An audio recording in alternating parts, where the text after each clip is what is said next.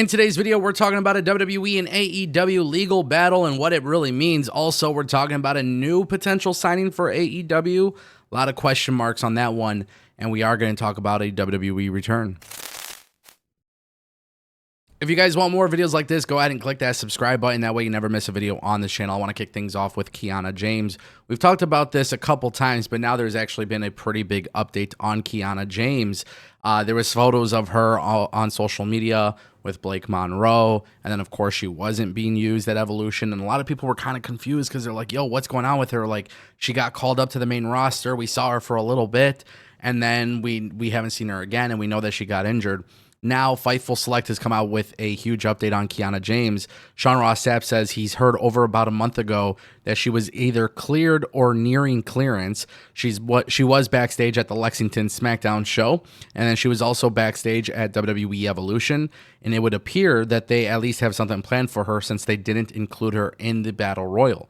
Now, this is interesting because WWE could have obviously put her in the Battle Royal, but it would have been a small return, and that probably wouldn't have been a big deal, right?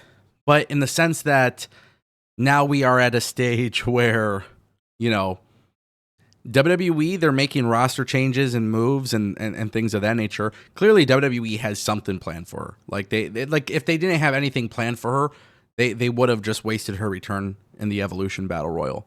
They decided not to do that. Now the real question becomes, what kind of storylines do you possibly have for the future for Kiana James? I'm a big fan of Kiana James. I was a big fan of her in NXT. WWE was reportedly very high up on Kiana James.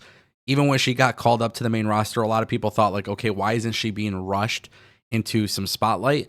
But really, WWE was just trying to get the main roster audience acclimated to who she is. That's going to actually be WWE's biggest challenge here, because it's been almost, maybe a year since she's been called up. And you know, what they were doing initially was just having her appear in like backstage segments, mostly, you know, with Adam Pearce. I think WWE should do something with the same idea when she is ready to return. In order to make somebody a big deal in WWE and trying to get the audience to recognize you, you can't just necessarily come in and immediately start winning a whole bunch of matches and that's it. Because at that point, it feels like you're being forced down everybody's throat. Which is why it was really cool with like Bronson Reed and the way he was reintroduced. It was kind of like a slow burn. And I think WWE should do the same thing with Kiana James. Obviously, they're a fan of her. I'm curious what they have planned for her. And I hope it works out well. She's actually a really good talent. And I think when you have a really good talent like that, you got to do it the right way, not just rush. That brings us to our next topic. Ladies and gentlemen, Michael Oku is somebody who has made amazing waves in the last year or so in professional wrestling. And, you know, this is interesting because Michael Oku is somebody who was technically not signed. There was rumors that WWE wanted him. They didn't sign him. There was rumors that AEW wanted him, but they technically haven't signed him. Or have they? Tony Khan was talking about this publicly with the Good Karma Wrestling show, and he actually stated that Michael Oku would be back in AEW and Ring of Honor very soon, and he also mentioned Forbidden Door, which is being held in London for August. Now, he goes on to say that Michael Oku had a great match opener of Ring of Honor Supercard of Honor. He goes and says it was a great event and he had a great match with Hechicero. Michael Oku will be on TV again soon, wrestling Jay Lethal. That's a match that we've shot, but we haven't aired it yet. We will also have Michael Oku back very soon, and also AEW and ROH will be going to the UK for the Forbidden Door event, collaborating with NJPW, CMLL, and great wrestlers from all over the world coming to the Forbidden Door show, which will be in London next month in August. So he's also singing his praises about Michael Oku. He's going to be, you know, he's going to have a great future in wrestling, that kind of thing. This is cool.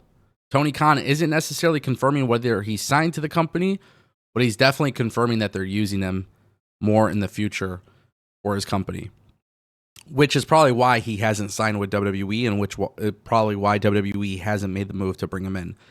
But this is a slippery slope not to be critical towards AEW, but they were the ones to use Stephanie Vakir at Forbidden Door. And then very, very quickly after that, she signed to WWE. So if Tony Khan is planning on featuring talent for these major pay-per-views and he's not signing them to a contract, you are risking the possibility and potential WWE swoop-in, which I think is kind of concerning. Michael Oku is a really dope wrestler, though, and he fits really well with AEW. And to be honest with you, he should be in AEW. But nobody really knows 100% if he's actually signed to the company or not. Clearly, they have some sort of agreement for more appearances, which is great. But you got to wonder what AEW's commitment is moving forward. But I like the idea of Forbidden Door being open to more talent than just what you see with WWE or with AEW and New Japan. Like with Worlds Collide, WWE and AAA, it's cool, but they should also have TNA and Pro Wrestling Noah. Forbidden Door should have Rev Pro, and of course, Stardom and CMLL and those multi-company promotional events is a good idea. If you're not signing Michael Oku, but he's signed to another company that's featured in that event, it prevents WWE from swooping in. And that brings us to our final topic. Ladies and gentlemen, by now you may have heard the story about Bryan Danielson and WWE having some sort of trademark battle. Now there's a massive update regarding this. This is so crazy, by the way. Maybe it's just a little too petty from WWE, but Bryan Danielson had basically told everybody that, like, when leaving WWE, he wasn't allowed to use the yes chant. That's pretty well documented. He's actually really honored that for the most part with AEW as well. Like, if you guys watch AEW, Bryan Danielson has definitely not been doing it excessively. However, there is a trademark battle for the yes chant, and Bryan Danielson revealed this in 2023. He tried to file the trademark for it. WWE opposed this. They sent Danielson an email claiming he was infringing on their intellectual property. And then the weird thing is there hasn't necessarily been a resolution on that. So what has actually happened throughout time is that WWE and AEW, they're currently...